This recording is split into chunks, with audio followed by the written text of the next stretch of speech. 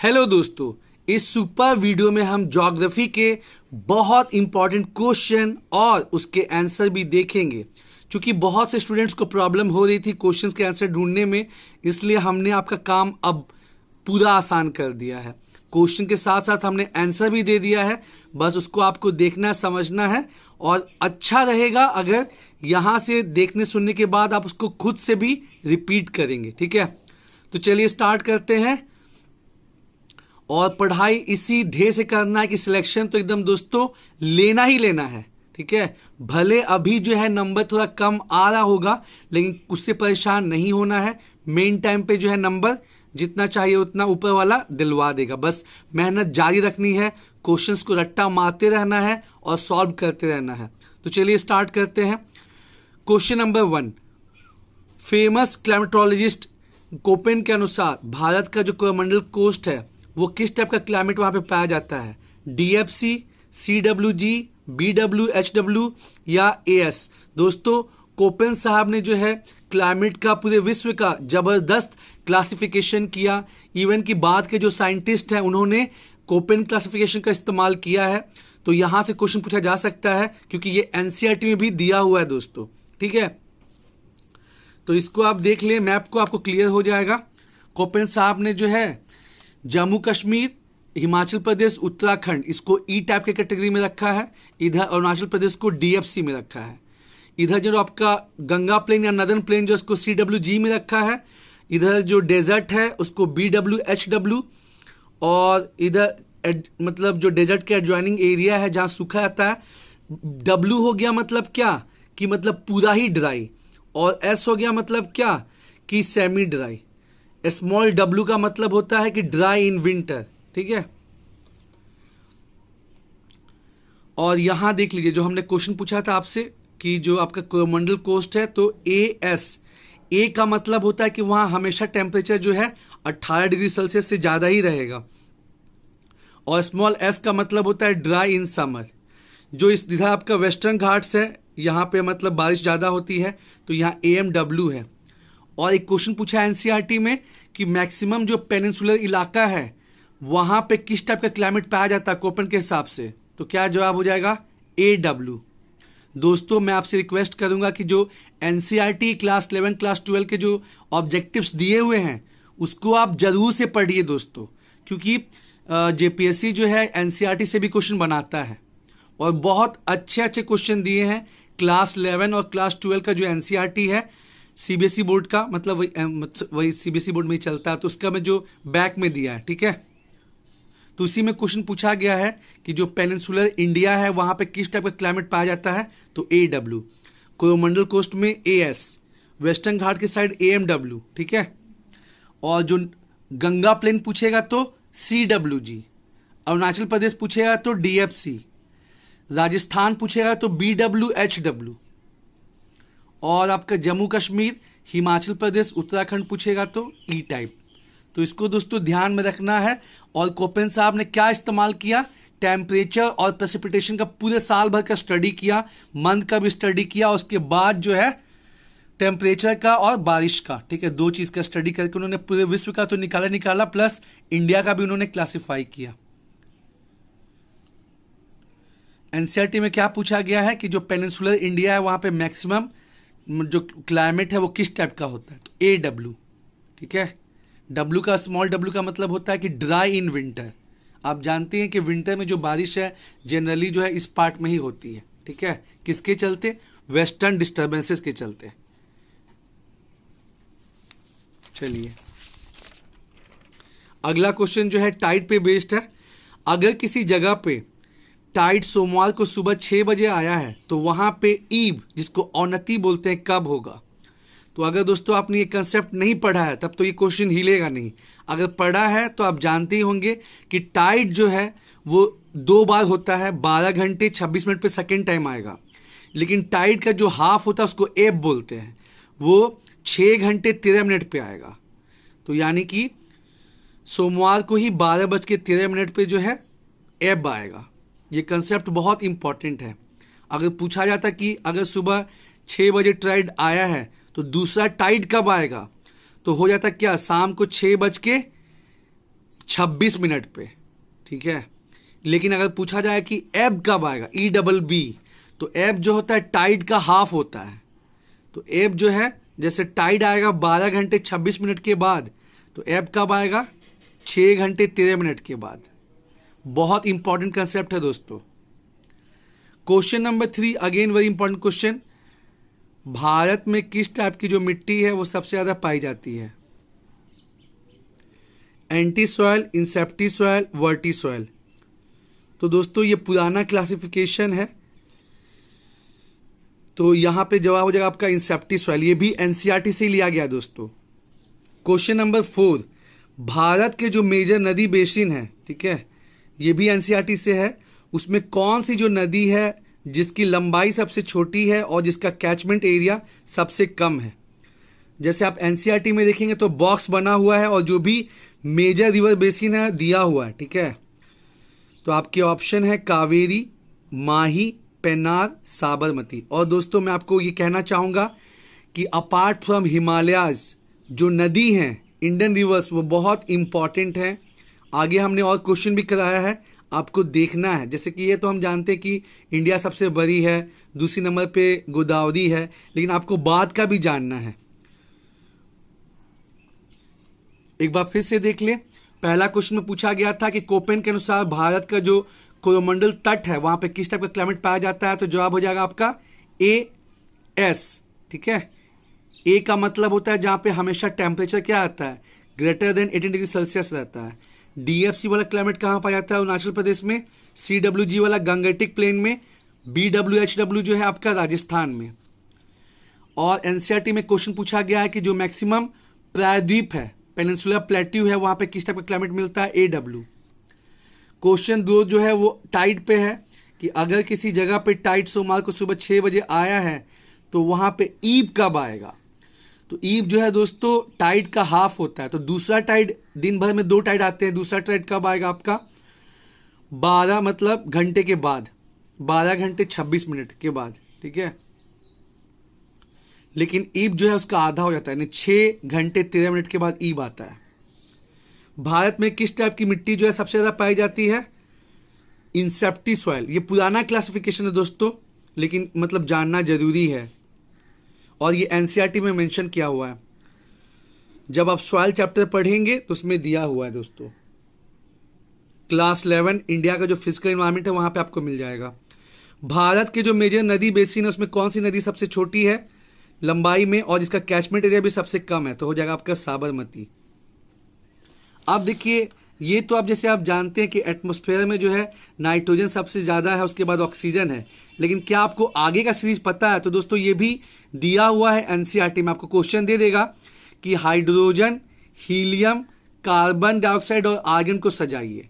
तो नॉर्मली हम लोग क्या करेंगे कि कार्बन डाइऑक्साइड को आर्गन से ऊपर रखेंगे, लेकिन दोस्तों ऑक्सीजन के बाद जो है आर्गन मिलता है, फिर आर्गन के बाद कार्बन डाइऑक्साइड, उसके बाद नियोन, उसके बाद हीलियम, उसके बाद क्रिप्टन, उसके बाद जेनन, उसके बाद हाइड्रोजन। लेकिन नॉर्मली अगर क्वेश्चन पूछ देगा कि आर्गन, कार्बन डाइऑक्साइड, हीलियम और हाइड्रोजन में, तो हम लोग जो है कार्बन डाइऑक्साइड और हाइड्रोजन को ऊपर कर देंगे। इसीलिए दोस्तों एनसीईआरटी देखना बहुत जरूरी है। जो उसके ऑब्जेक्टिव क्वेश्चन दिए हैं, जो उसके मतलब बॉक्स में दिया हुआ है, वो सब बहुत बहुत इंपॉर्टेंट है। तो नाइट्रोजन नंबर 1 हो गया, ऑक्सीजन नंबर 2 हो गया, थर्ड पे आर्गन है। नाइट्रोजन ऑक्सीजन तो सबको पता था, आगे वाले पे फोकस करते हैं। आर्गन नंबर 3 पे है, 4 पे कार्बन डाइऑक्साइड है, 5 पे नियोन है, 6 पे हीलियम है, फिर क्रिप्टन है, फिर जेनन है, फिर हाइड्रोजन है। क्वेश्चन नंबर 5 जो है ये भी थोड़ा गूगली है दोस्तों। एटमॉस्फेयर के किस लेयर में सबसे कम तापमान पाया जाता है? स्ट्रेटोस्फेयर, मेजोस्फेयर, थर्मोस्फेयर या ट्रोपोस्फेयर? ठीक है, तो इसका दोस्तों जवाब हो जाएगा मेक्सोस्फेयर, मेजोस्फेयर। यहाँ पे -100 डिग्री सेल्सियस तक टेम्परेचर चल जाता है। ठीक है, देखिए जो भी गतिविधियां होती हैं क्लाइमेट संबंधित वो कहाँ पे होती हैं? ट्रोपोस्फेयर। इसीलिए आप देखेंगे कि जो हवाई जहाज है, एरोप्लेन को कहाँ उड़ाया जाता है? स्ट्रेटोस्फेयर में। एक क्वेश्चन पूछता है कि एरोप्लेन को नॉर्मली किस लेयर में उड़ाया जाता है? तो स्ट्रेटोस्फेयर में। और स्ट्रेटोस्फेयर में ही इंपॉर्टेंट ओजोन लेयर मिलता है जो कि हमको हार्मफुल अल्ट्रावायलेट रेज से बचाता है। उसके बाद आपका मेसोस्फेयर हो गया, थर्मोस्फेयर हो गया, एक्सोस्फेयर हो गया। जो आयोनोस्फेयर है जो दोस्तों ये ओवरलैप करता है मेसोस्फेयर, थर्मोस्फेयर, एक्सोस्फेयर।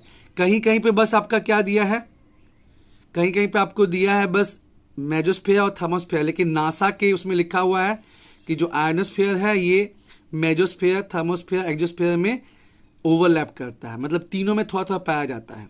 और एक चीज़ बहुत इंपॉर्टेंट है, पूछता है कि टेम्परेचर जो है 165 मीटर जाने पे कितना घटता है, तो 1 डिग्री सेल्सियस। ट्रोपोस्फेयर में जैसे आप मतलब नीचे से ऊपर की तरफ जाएंगे, ठीक है, इसलिए हिल स्टेशन पे क्या होता है, मौसम जो है ठंडा रहता है, अच्छा रहता है, यही कारण है।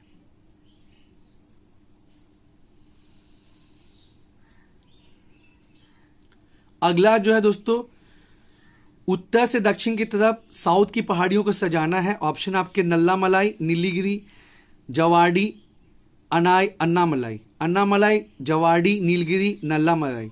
नल्लामलाई, जवाड़ी, नीलगिरी, अन्नामलाई। अन्नामलाई, नीलगिरी, जवाड़ी, नल्लामलाई। दोस्तों जनरली जो है हम बस माउंट एवरेस्ट और नॉर्थ की पहाड़ियों को जानते हैं, लेकिन साउथ की पहाड़ियों को नहीं देखते हैं। तो ये यहाँ से क्वेश्चन बन जाएगा तो मैक्सिमम लोग का जो है दिमाग हिल जाएगा। तो क्या हो जाएगा, नल्लामलाई, जवाड़ी, नीलगिरी और अन्नामलाई। और दोस्तों मैं आपसे रिक्वेस्ट करूंगा कि आप जरूर से मैप में देखें इंडिया के कि कहां पे है। Question number 7, again very important question. जो शिवालिक श्रेणी है इसका निर्माण कब हुआ था, इयोजोइक, पैलियोजोइक, मेसोजोइक या सेनोजोइक।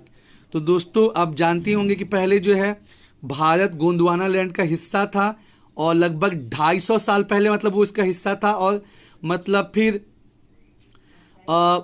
लगभग 170 मिलियन के आसपास जो है उसका मूवमेंट स्टार्ट हुआ, ठीक है। और पहले तो ट्रांस हिमालय बना, और फिर मतलब उसके बाद ट्रांस हिमालय बनने के बाद जो है फिर आपका 40 मिलियन साल पहले जो है ग्रेटर हिमालय बना, उसके बाद फिर लेसर हिमालय और शिवालिक बना। तो ये सब किस में हुआ, सेनोजोइक एरा में।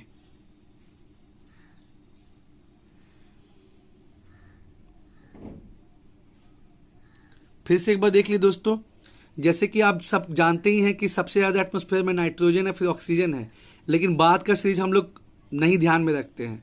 तो एनसीईआरटी से ये मैंने उठाया है। बाद का सीरीज है आर्गन, मतलब कार्बन डाइऑक्साइड से ज़्यादा आर्गन है, फिर कार्बन डाइऑक्साइड के बाद नियोन है, फिर हीलियम है, क्रिप्टन है, जीनन, और सबसे कम क्या है, हाइड्रोजन। लेकिन नॉर्मल हम लोग को सजाने को देता तो हम लोग कंफ्यूज हो जाते हैं, इसलिए मैंने क्वेश्चन आपको दिखाया है।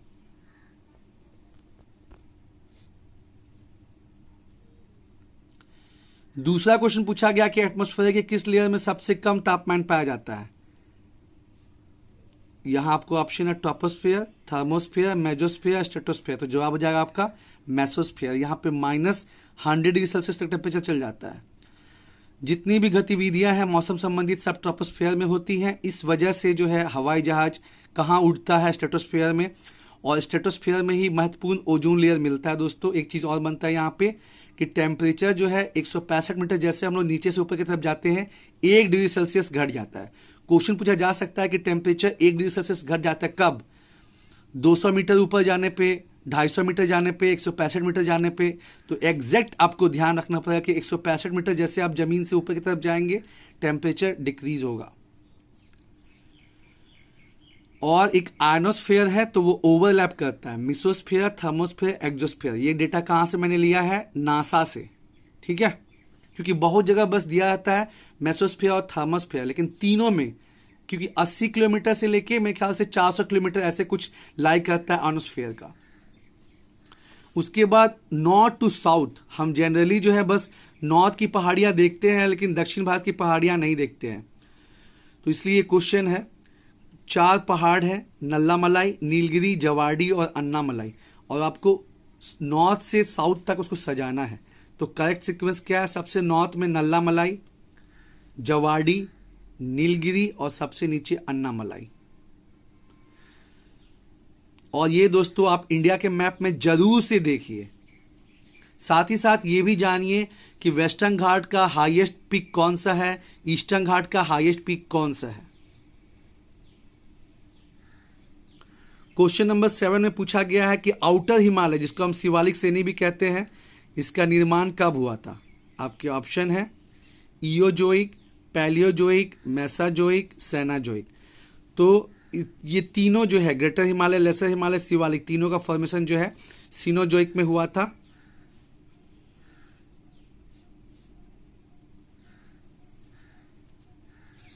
हिमालय, उसके बाद मतलब उसका जितना भी पार्ट है वो सब आपको देखना जरूरी है। वेस्टर्न घाट, ईस्टर्न घाट, जो नदियां हैं वो सब देखना जरूरी है दोस्तों।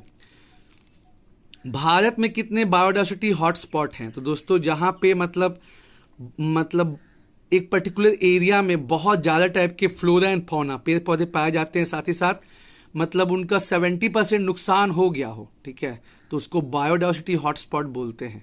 तो इंडिया में कितना है? 4 है। कौन कौन? वेस्टर्न घाट, ईस्टर्न हिमालय, सुंडालैंड, और यहाँ एक छूट गया है इंडो बर्मा रीजन, ठीक है। ये 4 है दोस्तों। अब आपको जो है, जैसे मैंने पहले पहाड़ियों को सजाने के लिए दिया था, कहाँ से कहाँ, नॉर्थ टू साउथ, तो इन पहाड़ियों को सजाना है आपको पूरब से पश्चिम की ओर। पहला में है धौलागिरी, कंचनजंगा, मकालू, माउंट एवरेस्ट। दूसरा में है नमचा बरवा, कंचनजंगा, नंदा देवी, माउंट एवरेस्ट। तीसरा में है मकालू, धौलागिरी, कुमायूं, नमचा बरवा। और चौथा में है नमचा बरवा, कंचनजंगा, माउंट एवरेस्ट, नंदा देवी। दोस्तों अपना जो जेपीएससी है उसका हर एक सवाल जो है लाजवाब रहता है, ठीक है, तो इसलिए अच्छे से देखना है दोस्तों, क्योंकि ज्योग्राफी से भी 10 क्वेश्चन आएंगे, ठीक है। फिर से देख लें, ईस्ट टू वेस्ट सजाना है, Dhaulagiri, Kanchenjunga, Makalu, Mount Everest, Namcha Barwa, Kanchenjunga, Nanda Devi, Mount Everest, Makalu, Dhaulagiri, Kumaon, Namcha Barwa, Namcha Barwa, Kanchenjunga, Mount Everest, Nanda Devi. तो चूंकि जो है आप लोग को बहुत ज़्यादा दिक्कत हो रही थी आंसर ढूंढने में, ठीक है, जबकि 1 घंटे से ज़्यादा समय लगता नहीं, लेकिन फिर भी तो मैंने सोचा कि चलो फिर आंसर ही बता देता हूँ। लेकिन वैसे आप लोग ज़्यादा सीखते दोस्तों, जहाँ पे आप खुद से ढूंढते ना वहाँ आप ज़्यादा सीखते।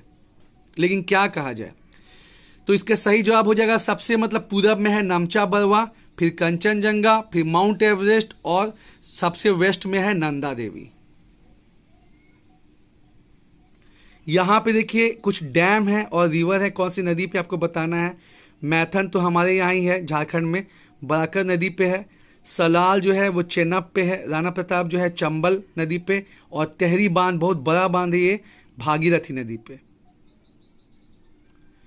मैथन डैम जो है बराकर नदी पे, सलाल डैम चिनाब नदी पे, राणा प्रताप चंबल नदी पे, और तेहरी डैम जो है वो भागीरथी नदी पे। आए दोस्तों एक बार फिर से रिवाइज कर ले, भारत में कितने बायोडायवर्सिटी हॉटस्पॉट हैं, ठीक है, और आपको दोस्तों ये भी बताना है कि बायोडायवर्सिटी हॉटस्पॉट का कंसेप्ट किसने दिया था, कमेंट बॉक्स में करके बताइएगा कमेंट। और भारत में 4 हैं, वेस्टर्न घाट, ईस्टर्न हिमालय, सुंडालैंड और इंडो बर्मा। सुंडालैंड किधर है? अंडमान निकोबार की साइड में। ईस्ट टू वेस्ट पहाड़ियों को सही क्रम में सजाना है, तो इसका सही जवाब हो जाएगा नमचा बरवा, कंचनजंगा, माउंट एवरेस्ट और नंदा देवी। फिर यहाँ जो है कुछ आपको डैम दिए हुए हैं और रिवर्स मैच करना है। आंसर तो मैंने ही बता दिया है, मैथन का बराकर नदी, सलाल का चिनाब, राणा प्रताप चंबल, तेहरी जो है भागीरथी नदी पे। उसके बाद आप जानते हैं दोस्तों कि भारत का जो फिजियोग्राफिक फीचर है वो अलग अलग टाइम में बना है, तो क्वेश्चन पूछ सकता है कि बताइए इनमें से कौन जो है सबसे यंगेस्ट है। आपको दे देगा ऑप्शन में वेस्टर्न घाट, ईस्टर्न घाट, हिमालयास या नदन प्लेन, ठीक है, तो जवाब हो जाएगा आपका नदन प्लेन। ये बहुत बाद में बना है दोस्तों, बहुत बाद में। सबसे पुराना जो है आपका जो पेनिनसुलर प्लेट्यू है, ठीक है, वो वाला पार्ट है, फिर आपका हिमालयाज वाला पार्ट है, उसके बाद नदन प्लेन है। और अगर पहाड़ की बात करेंगे तो आप जानते होंगे कि जो अरावली की पहाड़ी है वो पुरानी है, गलती मत कीजिएगा कि हिमालय पुरानी है, ठीक है, जो अरावली की पहाड़ी है, पहाड़ के हिसाब से बात कीजिएगा तो जो अरावली की पहाड़ियां हैं वो सबसे पुरानी हैं। यहाँ पे देखिए कुछ नॉर्थ ईस्ट के डैम दिए हैं, क्योंकि इधर का तो हम लोग डैम जानते हैं लेकिन नॉर्थ ईस्ट का डैम नहीं जानते हैं, तो आपको ध्यान में रखना है। डोयांग डैम जो है नागालैंड, गुमती डैम जो है त्रिपुरा, उमियम जो है मेघालय, और खुगा जो है वो मणिपुर। और दोस्तों अभी हाल ही में जो है बांग्लादेश के साथ जो है वाटरवे चालू हुआ है, तो उसमें पूछता है कि वो किस स्टेट को कनेक्ट करता है, तो त्रिपुरा के गुमती नदी पे वो चालू हुआ है। एक बार फिर से देख ले, Doyang dam Nagaland, Gomti dam Tripura, Umiam dam Meghalaya, Khuga dam Manipur. अब देखिए इसमें बताना है कि कौन सी झील है जो कि लैग्यून नहीं है। लैग्यून क्या होता है, मतलब जो झील का एक, मतलब जो समुद्र का एक पार्ट रहता है। अस्तामुडी, चिल्का, पेरियार या पुलिकट।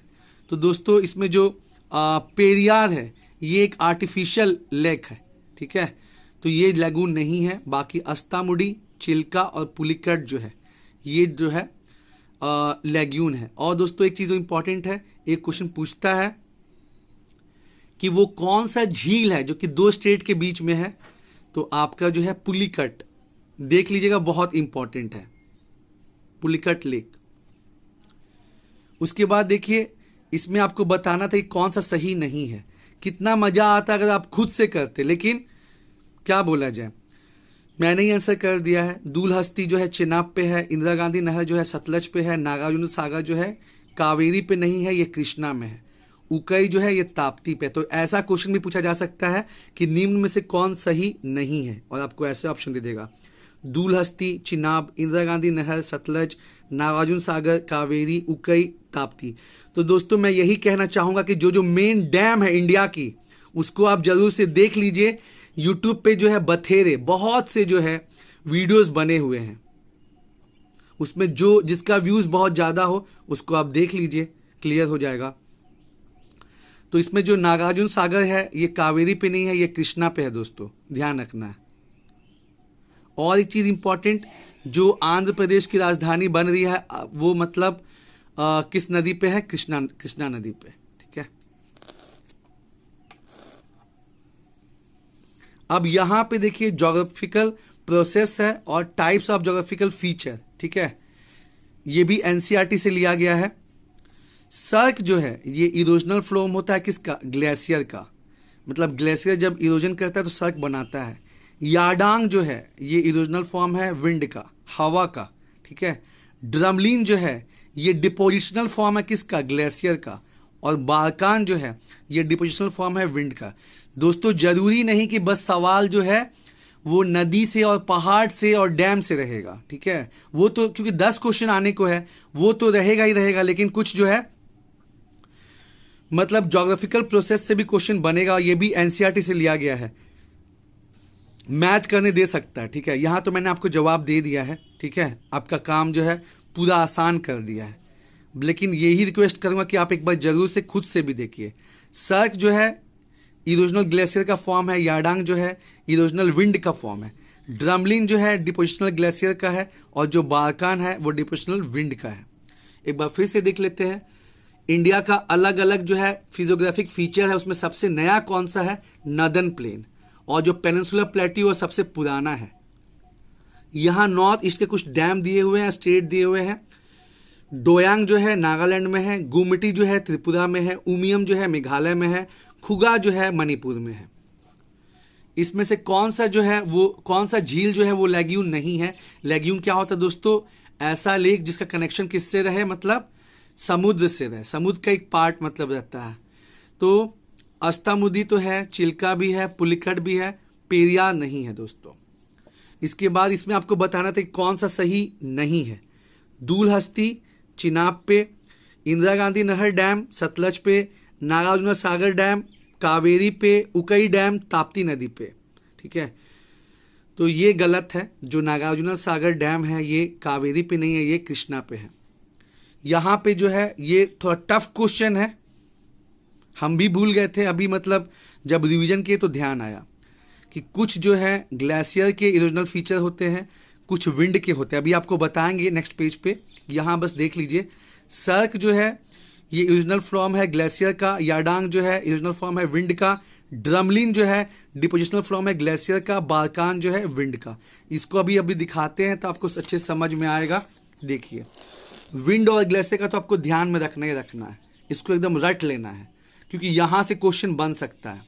विंड का इरोजनल फीचर क्या क्या हो गया, ज्यूगन, याडांग, इंसेलबर्ग और प्लाया। इसका कुछ आप शॉर्टकट बना सकते हैं, ठीक है, जिप्पी, जिप्पी बना सकते हैं दोस्तों, जिप्पी शॉर्ट फॉर्म हो जाएगा इसका।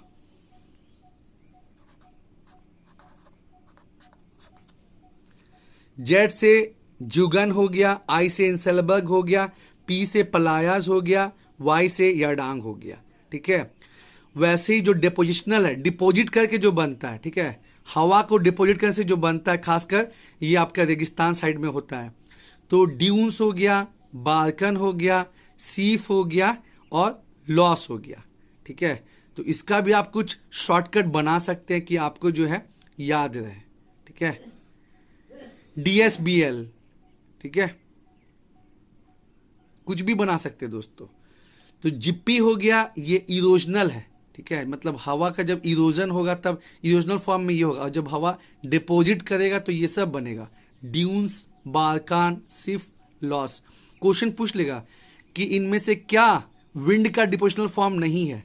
3 गो यहां वाला नाम दे देगा, ड्यून्स, बारकान, सिफ, और एक क्या दे देगा, पलाया। तो अगर आप नहीं पढ़े हैं तो फिर दिमागवा घूम जाएगा, लेकिन अगर पढ़े हैं तब तो फिर आप उसको बना दीजिएगा। या पूछेगा इसमें से कौन सा इरोजनल फीचर नहीं है, 3 गो यहां का नाम दे देगा, ज्यूगन, याडांग, इंसेलबर्ग, एगो यहां का दे देगा, लोएस। अब उसी तरह ग्लेशियर, जो बड़े बड़े बर्फ के चट्टान होते हैं, उनके इरोजनल से क्या बनता है और डिपोजिशन से क्या बनता है। ठीक है, तो इरोजन से बनता है cirque, horn, serrated ridge, glacier valley, fjord. थोड़ा सा डिफिकल्ट है दोस्तों, थोड़ा सा डिफिकल्ट है, लेकिन आपको पढ़ के जानना है, क्योंकि हर एक सवाल बहुत इंपॉर्टेंट हो गया अब। ठीक है, जब से अभी कट ऑफ देखा है बीपीएससी का, दिमाग हिल गया। ठीक है, हर एक क्वेश्चन इंपॉर्टेंट हो गया है। Depositional features, moraine, esker, outwash plain, drumlin. ठीक है, ये 4 जो है ग्लेशियर का जब डिपॉजिट होता है तो ये 4 बनता है। ठीक है, मोरेन, स्कर, आउटवाश प्लेन और ड्रमलिन।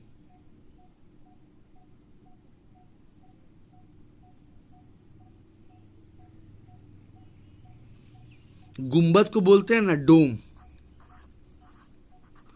तो इसका आप शॉर्टकट बना लीजिए, गुंबद का डोम। ड्रमलिन हो गया, आउटवाश प्लेन हो गया, मुरैन हो गया और स्कर, क्योंकि एक भी अगर याद रहेगा तो दूसरा में एलिमिनेट कर पाएंगे। क्वेश्चन अगर थोड़ा टफ बनाना चाहेगा तो पूछ लेगा कि बताइए इसमें से कौन ग्लेशियर का डिपोजिशनल फीचर नहीं है, और 3 गोइला नाम दे देगा, ड्रमलिन, स्कर, मुरैन दे देगा, और साथ में फ्योर्ड भी दे देगा। तो जब पढ़े हैं तब तो समझ जाएंगे कि वो भाई, अगर नहीं पढ़े हैं तो फिर तो भाई बहुत दिक्कत है।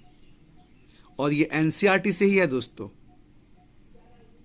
तो इसको एक बार देख लेना, क्योंकि नदी, पहाड़, डैम तो सब लोग देखेंगे, लेकिन ये सब बहुत कम लोग देखेगा, और जो बाकी लोग कर रहे हैं वो तो करना ही करना, उनसे थोड़ा एक्स्ट्रा भी काम करना हम लोग को, क्योंकि भीड़ से थोड़ा ज़्यादा नंबर आ जाए। ठीक है, बाकी लोग नदी, पहाड़, रिवर्स ऑफ इंडिया, हिमालयाज, उसमें ग्रेटर हिमालयाज, लेसर हिमालय, शिवालिक, वो सब तो सब लोग देख ही रहे हैं, डैम तो सब देख ही रहे हैं, झील सब देख ही रहे हैं, लेकिन ये बहुत कम लोग देखेगा।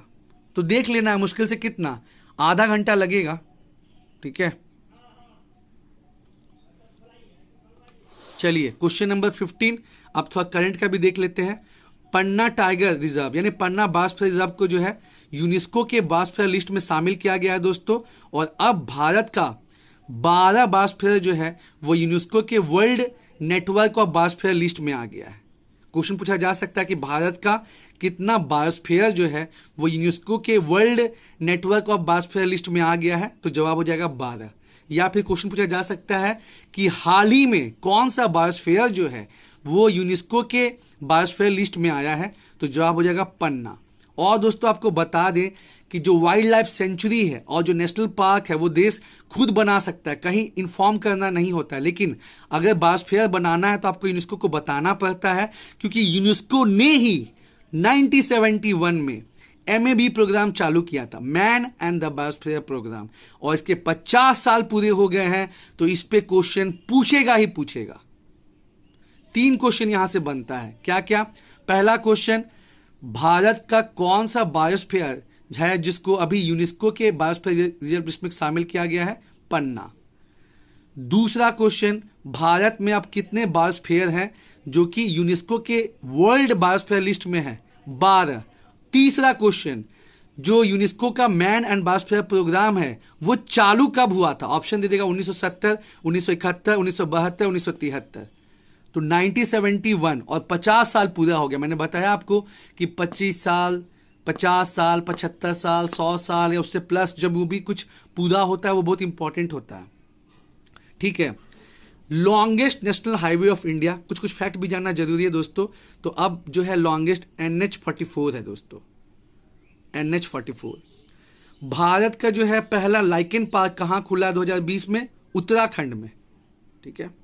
लाइकेन क्या होता है ये आप लोग देख लीजिएगा, लेकिन ये इंपॉर्टेंट है कि भारत का पहला लाइकेन पार्क कहाँ खुला है? उत्तराखंड में। उसके बाद प्रोजेक्ट टाइगर 1973, प्रोजेक्ट एलिफेंट 1992, ये बहुत लोग को नहीं पता होता है। Project snow leopard 2009। और दोस्तों अभी जो है अगस्त 2020 में प्रधानमंत्री ने अपने भाषण में कहा कि जैसे प्रोजेक्ट टाइगर, एलिफेंट और स्नो लेपर्ड है, उसी तरह हम जो है डॉल्फिन को बचाने के लिए प्रोजेक्ट डॉल्फिन स्टार्ट करने वाले हैं। तो क्वेश्चन पूछा जा सकता है कि अगस्त 2020 में प्रधानमंत्री ने कौन सा प्रोजेक्ट चालू करने की बात की है? तो प्रोजेक्ट डॉल्फिन, मतलब ये जीव जंतु संबंधित। ऐसे हेल्थ मिशन तो स्टार्ट हुआ ही है, डिजिटल हेल्थ मिशन जिसमें सबका रिकॉर्ड होगा, उसका तो बात हुआ ही है। लेकिन यहाँ जीव जंतु संबंधित जो है प्रोजेक्ट डॉल्फिन खोलने की बात की गई है, लेकिन अभी कॉन्क्रीट अभी होना बाकी है। प्रोजेक्ट टाइगर 1973, प्रोजेक्ट एलिफेंट 1992 और प्रोजेक्ट स्नो लेपर्ड 2009। कौन सा स्टेट है जहां पे सबसे ज्यादा मैंग्रोव पाया जाता है? लोग यहां गुजरात में कंफ्यूज हो जाते हैं, लेकिन मैंग्रोव सबसे ज्यादा कहां पे है? पश्चिम बंगाल में।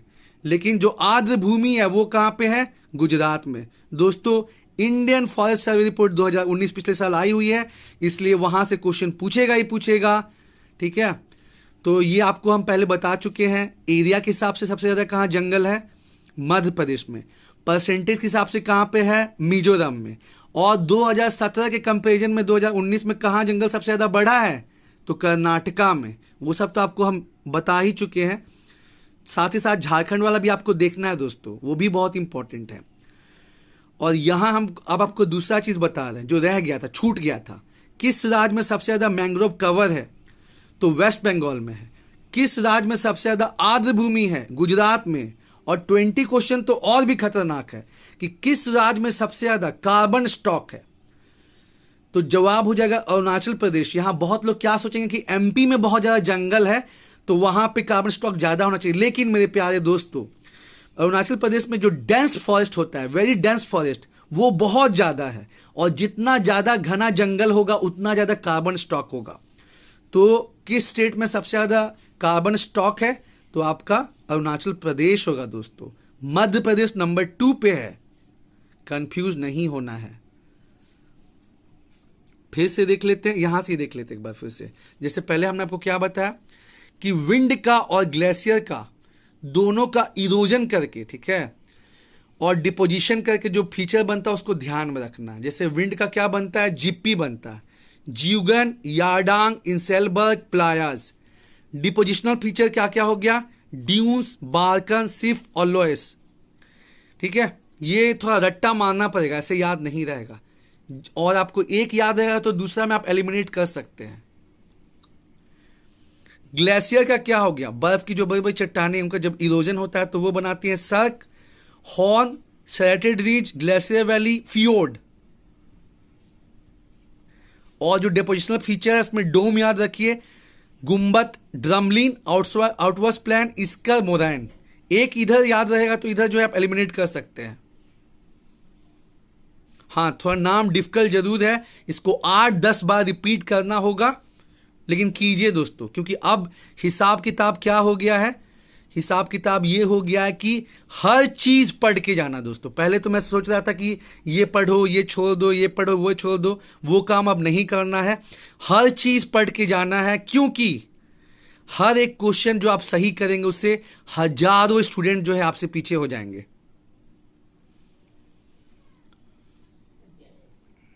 इसका हो गया आपका विंड, जिप्पी। लेकिन हाँ, अगर कोई एकदम चीज पेचीदा ही हो जाए, अगर मतलब बिल्कुल ही दिमाग खराब हो, उसमें मतलब नहीं मन लगे, तब मैं नहीं कहूंगा, तब मैं कहूंगा छोड़ दीजिए उसको और दूसरा कर लीजिए। ठीक है, जब बहुत बहुत दिक्कत होने लगे तब, और नहीं तो 5-6 बार कोशिश कीजिए, अगर हो जाता है तो फिर कर लेने का है। यहां बता कि आपको 3 क्वेश्चन बनेगा। एक, कौन सा टाइगर रिजर्व या बायोस्फीयर जो है यूनेस्को के आपके इस लिस्ट में ऐड हुआ है? पन्ना। इसके ऐड होने के बाद अब भारत में 12 बायोस्फीयर हो गए, टोटल 18 है, उसमें से 12 हो गए जो कि यूनेस्को के वर्ल्ड बायोस्फीयर लिस्ट में आ गए। और यूनेस्को ने ये प्रोग्राम कब चालू किया था? 1971 में, जो कि 50 साल पूरा हुआ है। बहुत बहुत इंपॉर्टेंट है। इंडिया का लॉन्गेस्ट नेशनल हाईवे कौन सा है? NH-44। भारत का पहला लाइकन पार्क कहाँ खुला? उत्तराखंड में। प्रोजेक्ट टाइगर तो बहुत इंपॉर्टेंट है। जैसे भारत का वाइल्ड लाइफ प्रोटेक्शन एक्ट कब बना था? 1972। दोस्तों, पर्यावरण से संबंधित जितने भी अधिनियम हैं वो आपको ABCD की तरह बाय हार्ट होने चाहिए। Wild life protection act 1972। सबसे पहली बार जंगल पे कानून कब बना था? 1894। ठीक है। उसके बाद एरिया का आपका जो है, जितना आपका एरिया है उसका 33% जंगल होना चाहिए। ये कब आया था? Indian forest policy 1988। ठीक है। तो ये सब आपके जुबान पे होना चाहिए दोस्तों। Forest conservation act 1980। ठीक है। ये आपको मतलब, पहले तो वाइल्ड लाइफ प्रोटेक्शन एक्ट 1972, उसके बाद प्रोजेक्ट टाइगर 1973, उसके बाद फॉरेस्ट कंजर्वेशन एक्ट, जहां से कांपा का कंसेप्ट आया है कि अगर आपको मतलब इंडस्ट्री या कोई पर्पस के लिए जंगल काटना ही है तो उस जंगल का 50 साल के बाद क्या वैल्यू होगा, उतना जो है आपको कांपा फंड में जमा करना होगा और एफोरेस्टेशन करना होगा, तब ये काम कर सकते हैं। कांपा भी दोस्तों बहुत इंपॉर्टेंट है, देख लीजिएगा। ठीक है। तो कांपा का कंसेप्ट कहां से आया था? Forest conservation act. क्वेश्चन पूछा जा सकता है कि कांपा कंसेप्ट कब, मतलब कैसे आया था, किससे आया था? तो फॉरेस्ट कंजर्वेशन एक्ट 1980 से आया था। फिर आपका मतलब वाटर पोल्यूशन रोकने के लिए, एयर पोल्यूशन रोकने के लिए कानून बना, वो सब आपका ईयर देखना है। फिर जितना भी पर्यावरण एक्ट है उसका एक umbrella act, most important act जो है वो आपका इन्वायरमेंट प्रोटेक्शन एक्ट है, जो कि 1986 में आया था, पर्यावरण संरक्षण अधिनियम। ठीक है। उसके बाद जो है आपको गंगा के लिए national Ganga river basin authority कब बना था? 2009 में। ठीक है। वो भी इंपॉर्टेंट है। उसके बाद फॉरेस्ट राइट एक्ट बहुत बहुत इंपॉर्टेंट है। फॉरेस्ट राइट एक्ट झारखंड के संबंध में बहुत इंपॉर्टेंट है। ठीक है। तो ये आपका बना था 2006 में।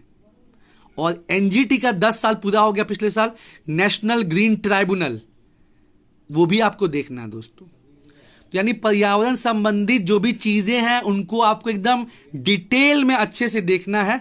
खासकर जो झारखंड वाला है वो तो और भी देखना है दोस्तों, और अच्छे से देखना है। झारखंड में कांपा कब आया, झारखंड ने क्लाइमेट एक्शन प्लान कब चालू किया था, फिर झारखंड में कितने डिजास्टर प्रोन एरिया हैं, झारखंड में जंगल कितना है, डेंस फॉरेस्ट कितना है, कहाँ परसेंटेज वाइज सबसे ज़्यादा जंगल है, मतलब हर चीज़ जो है पर्यावरण संबंधित देखना है।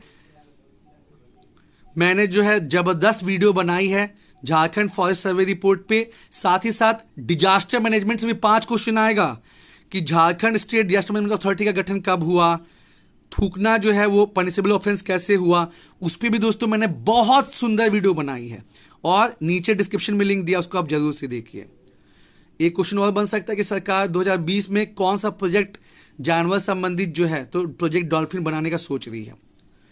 किस स्टेट में जो है मैंग्रोव कवर सबसे ज्यादा है? लोग कंफ्यूज होकर गुजरात मार देंगे, लेकिन सही जवाब क्या है? वेस्ट बंगाल। लेकिन आर्द्र भूमि कहां सबसे ज्यादा है? गुजरात में। झारखंड में पूछेगा आर्द्र भूमि कहां सबसे ज्यादा है, तो बोकारो में। Which state has maximum carbon stock as per IFSR 2019? तो अरुणाचल प्रदेश। और दोस्तों आर्द्र भूमि को बचाने के लिए जो रामसर कन्वेंशन है वो बहुत बहुत इंपॉर्टेंट है, क्योंकि 2020 में बहुत सी जगहों को रामसर कन्वेंशन में ऐड किया गया है। और दिसंबर 2020 की बात करें तो भारत में टोटल कितना रामसर साइट हो गया है? 42। बहुत इंपॉर्टेंट है। और ये जो क्वेश्चन है कि which state has maximum carbon stock as per IFSR 2019, तो इसका जवाब हो जाएगा अरुणाचल प्रदेश।